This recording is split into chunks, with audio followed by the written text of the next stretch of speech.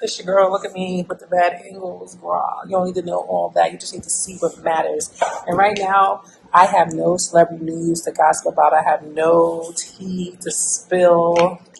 None. You know why? You know why? Because so much shit is happening. And I didn't make a video early today because the video I was going to put out was about the Met Gala, and I did not care. It was about how the Met Gala was Hunger Games. But you already knew that. You don't care. You enjoy the games. Don't we all? So let's talk about what matters, guys. Let's get into it real quick. But before we do that, it's me, your girl, Brooklyn Lexi, aka Lex London, the original, and I'm here with another video. Did you know this? Baby, it's Friday. Look at it. Look at that. That's how true it is. That's how true it is. But let's get into it. Ooh. Like, subscribe, and comment, and comment, and comment.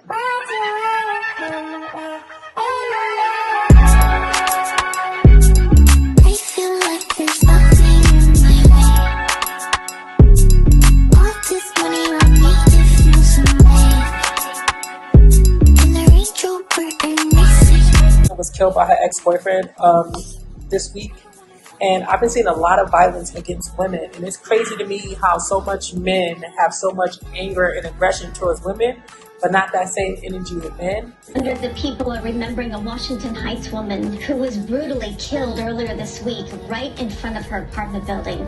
Her alleged killer now facing murder charges, and her family says he was an enraged ex-boyfriend. CBS 2's Naveen Dhaliwal reports.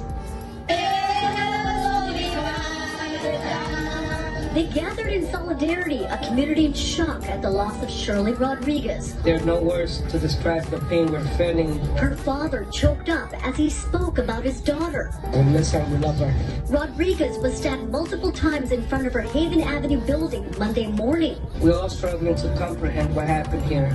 Her grieving mother trying to come to terms with the fact that her daughter's ex-boyfriend is accused in her murder. A man, the 29-year-old, was desperately trying to get out of her life with 2 prior domestic violence calls to police. We will no longer be silent, and we are going to live. We got to say her name. Let's say her name. Shirley. Let's say her name. Shirley. Now, local domestic violence advocates and community members are shining a light on the dangers it entails. That's the most dangerous time in domestic violence when a woman is trying to leave. NYPD stats show domestic crimes are up by nearly 4% this year compared to this time last year, and those numbers are even higher, nearly 8% compared to 5 years ago. Rodriguez, sadly, now one of those statistics, but her family wants to make sure this is how she's remembered. As she was a happy person, lovely person. So the P. Diddy thing, that's a whole other video. Go watch my old YouTube channel. I'm not going to talk about stuff I talk about, but let's talk about how these broke men are beating the crap out of y'all and feeling possession over y'all. And it makes me feel so bad for women, because women just want to be loved. They want to live in this fairy tale. I used to be like that. But reality is we have to be very, very careful with our bodies, with our womb, and who we correspond with. We are sacred creatures, and we are moving about like we're not. Rest in peace to this lady. She did not. He murdered her, like stabbed her to death. What kind of love makes you kill somebody? Don't ask me. I wouldn't know. I've never been there, never done that. Don't want to feel that. Thank you, God. But I just want to say rest in peace. I have been noticing a lot of violence against women, and it's not cool, guys. We can't be beating the people down who bring forth the life. Like, when are we gonna awaken? When are we gonna rise? Are we ever gonna rise?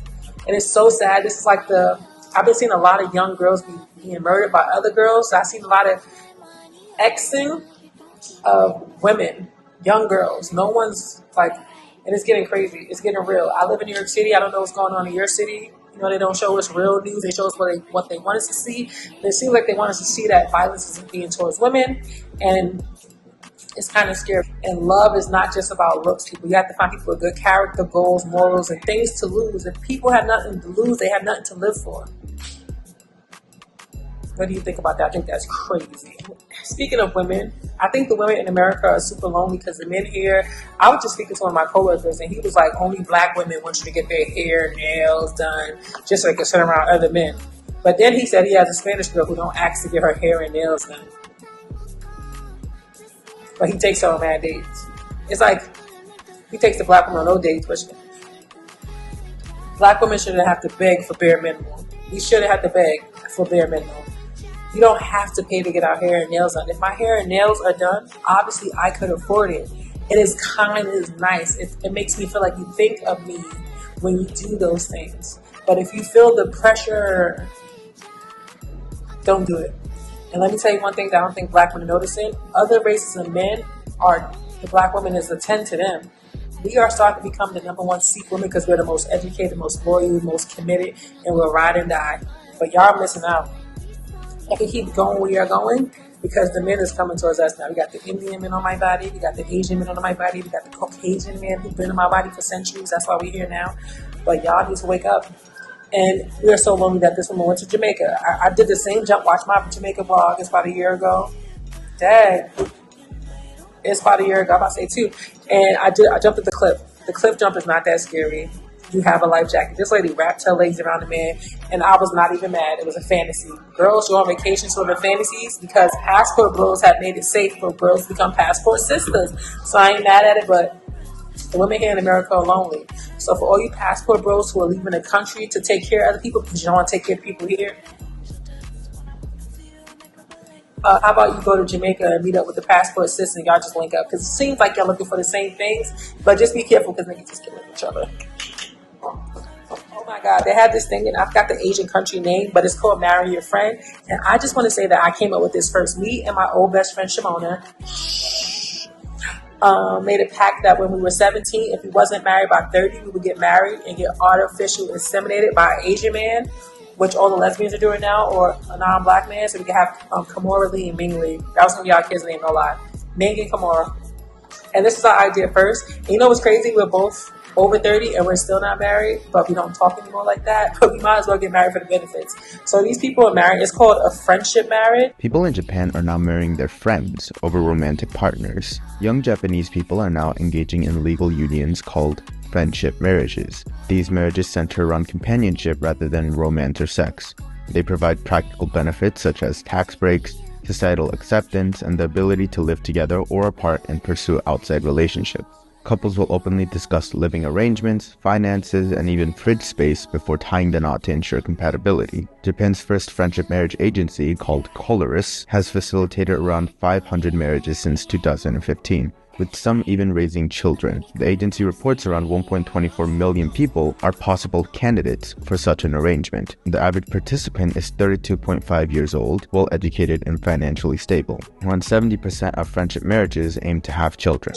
And before they get married, they talk about everything like, what do you want out of life?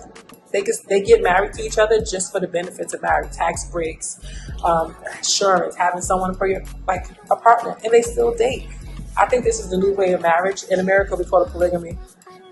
In Asian countries, they're still getting married, but they're still dating. I think this is a sad day when the world has changed so much that true people no longer find love in home. They don't feel at home with each other, that we feel like we constantly have to look for someone else. I think that we're searching for perfection, and perfection doesn't exist. So I'm not mad at the friendship marriage, okay? The friendship marriage sounds like such a great idea to me. What do you guys think about friendship marriages? Would you marry your bestiana? I don't know. But I think it's a great idea. And it seems like they're on the verge of something new. I don't think that this country's going to get the results they want because they want people to have kids. But hey, you never know. I might marry my friend, have 2-3 kids just to have it, still date. It sounds like the world is changing in the sense of relationship, monogamy, and love. And I don't know if I'm here for it or not, but as long as people are not lonely, not sad, and have help, I think really all that matters nowadays is family. If you find family in your friend, you found home. What do y'all think about it? I don't know if you've been looking at my vlogs, but your girl has been working out.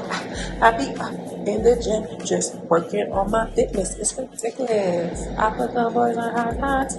So everything on the internet, I only really look at TikTok, sometimes Instagram, sometimes Facebook, but everything on TikTok, every gym girl, every gym guy is like, you want to grow your glutes? You want to grow your quads? I'm like, when did America become obsessed with ass? Even the white girls out here talking about, you got to do Swiss spots. Even the white girls getting BBLs. Even the white girls wilding for respect. So I don't know. When I was growing up, it was Paris Hilton. You have to be skinny. You don't have to look like this to be successful. Now you got to look like this with some titties like here, like that with a skinny waist. And it looks clownish. It looks circuses. It looks nasty. It's not sustainable. It's not healthy. And you women look bad. And you're aging like spoiled milk with the BBLs. And I heard y'all smell like spoiled milk too, but I think sis is going out sad with the BBLs. And I think all you gym influencers who go get BBLs and then become about fitness are lame ass who deserves the BBLs to be deflated. Because why are you doing that? Why I'm following you for advice and you don't even love yourself? I'm sorry to say that. Y'all be like, oh, it's just improving yourself. No, it's you not loving something about yourself and changing it. And then you saying it's okay. My self-esteem is so low that I had to change myself to feel better. That's how I see it. I'm sorry. A BBL sounds like an awesome idea. But the fact that to risk your life, I still would never get there with that. Maybe when I have enough money, I'll think about lipo or something, but I'd rather go to the gym. I have a trainer. It's my way. I'm judging you, yes, but you judge me for my way too. You judge me for having a big back, so we're even. What do y'all feel about this new trend of all the gym people telling you how to grow that ass? And I follow this guy, he be like, this is bullshit. This is BBL. This is a BBL. This is a BBL. And if girls, we're just going to do maintenance, just put maintaining my BBL so girls don't follow you. But y'all don't. Y'all go buy all this gym equipment, get all these sponsors, and y'all go do squats with no muscles. And it makes no sense because when the ass drop, you have no muscles. Like, I know y'all just see the outside. Something looks a little off. The body look a little stiff. The ass look a little hard. I don't know. Department of Justice is suing Ticketmaster. Mad late. Earlier today, the Department of Justice, joined by 29 states and the District of Columbia, sued Live Nation Entertainment and its wholly owned subsidiary Ticketmaster for violating the Sherman Antitrust Act. In recent years, Live Nation Ticketmaster's exorbitant fees and technological failures have been criticized by fans and artists alike. But we are not here today because Live Nation Ticketmaster's conduct is inconvenient or frustrating. We are here because, as we allege, that conduct is anti-competitive and illegal. Our complaint makes clear what happens when a monopolist dedicates its resources to entrenching its monopoly power and insulating itself from competition rather than investing in better products and services. We allege that Live Nation has illegally monopolized markets across the live concert industry in the United States for far too long. It is time. And they took my service fees, order fees. First of all, I went to a Beyonce concert. I got a ticket almost in the back, like 4 rows in the back. I bought it from a reseller. The ticket price was like $100. I spent $500 on a Beyonce ticket to sit all the way in the back. And that's including Ticketmaster's $100 fee, transfer fee. And I was like, this is crazy. Then I saw Nicki Minaj. Ticketmaster also overcharged. I paid $400 to see Janet Jackson, and she was like $60. No offense, but I upgraded my seat because it was empty. I went to a Nicki Minaj concert. I paid almost $500 to sit kind of in the middle. It's ridiculous how this country is so money crazy. It's ridiculous how this country is so money crazy that they put their citizens last. They don't even think about if they could afford it. They just do shit as greediness. And greedy people don't go far, baby. Yes, you might feel like you got over it, but now your ass is being sued by the Department of Justice and Live Nation. Does that have anything to do with Rock Nation? I'm just asking. They're being sued and they're complaining. You know how it came up? A Connecticut official was trying to buy Taylor Swift tickets, and I didn't even buy those, but them things is going for thousands of dollars to sit in the back to see Taylor Swift mediocre acts. I'm not judging because everyone has their fave. If that's your fave, good for you, but it is ridiculous. It is wrong. People are flying to other countries to see shows because it's cheaper, and other countries have rules and regulations on how much you can tax something because they care about their people. And I don't get what y'all don't see. America don't care about you. These businesses are only out to grab your money and go. They're not here to invest to help you grow. They're not here to nothing. Take, and leave. So what are we going to do about it? Are we going to stop? Y'all was making fun of Megan Thee Stallion tickets for being cheap. Even though they're cheap, I still didn't go see it. It was a Tuesday. Hold. I ain't going to win Tuesday. I should have went, but I ain't going. It's a Tuesday.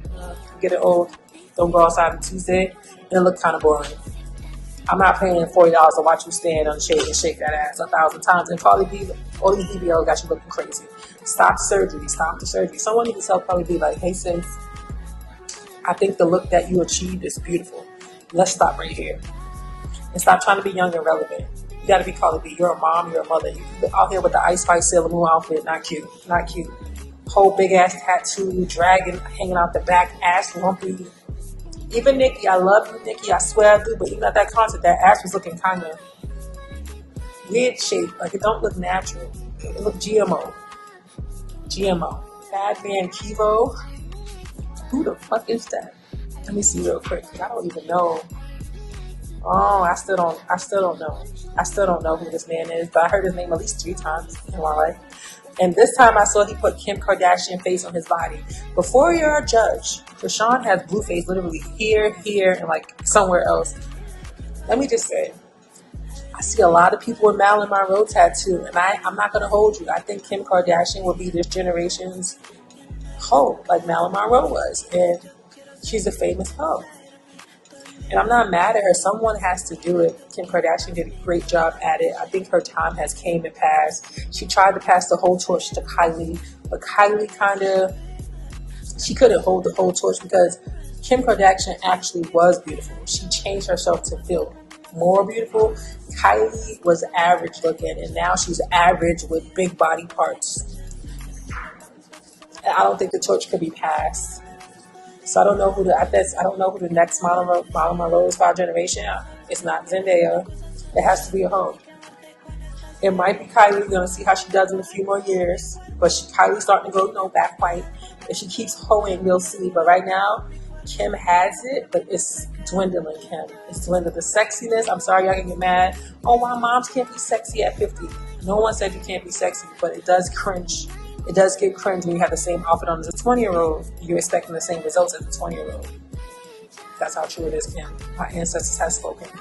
I don't feel the way. I think getting Kim Kardashian tattoo on your body at this point is like getting a Marilyn Monroe tattoo on your body. Y'all hating, but it is. And I don't judge him, but it's at the same time, you don't have no grandma, no aunts, nobody, no black woman that impacted your life that you could put in your body forever. And what does this tattoo represent for you? The sluttiness, that anything's possible, that you could have no talent and be a star. Kim Kardashian represents a lot of things. And we got to give her that credit. The girl has no talent, and she does build herself a career.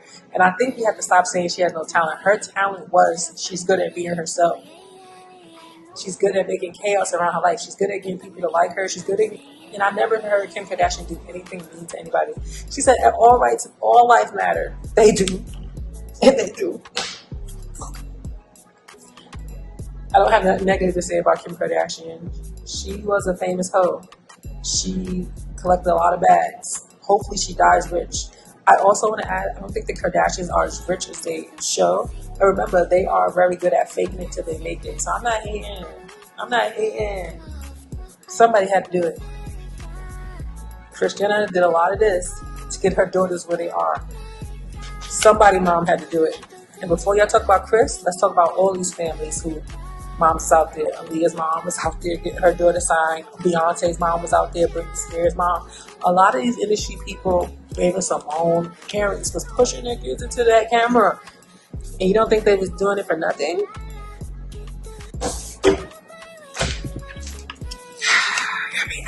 You be acting like you. This is how you act. It's how you act. Like you don't know. Y'all think P. Diddy is the worst of the Diddies? Like, please, Diddy is nothing. I've been hearing about Diddy since I was like 6. What about the guy who Diddy worked for, Andre Laurel? What about the guy he worked for? What about Clive Davis? What about the guy from Motown? What's his name? Quincy? Stop at 5. Let's talk about Aretha Franklin, Martin Luther King, orgy parties in the church. Like, stop at 5. This is a ritual thing that they've been doing for a long time. I used to judge, I used to wonder, but I just feel like there's a bunch of people who are friends who do what they do. And whatever they're doing is working for them. And whatever Diddy did, somebody's mad at him, they throwing him away. And they're about to throw away Jay-Z too. They let the monkey get rich, but they'll never let the monkey stay rich forever. I'm going to dangle it over your head. This is what you can do. Then I'm going to take it away and pull someone else up. But that's called American Dream, isn't it? Duh. Quiero pa' mis besos en la espalda, pues como siempre yo me beso todo el día. Esta bonita que me da alegría. Sabes que yo quiero hacerte cosas sucias y quemarte con estas caricias.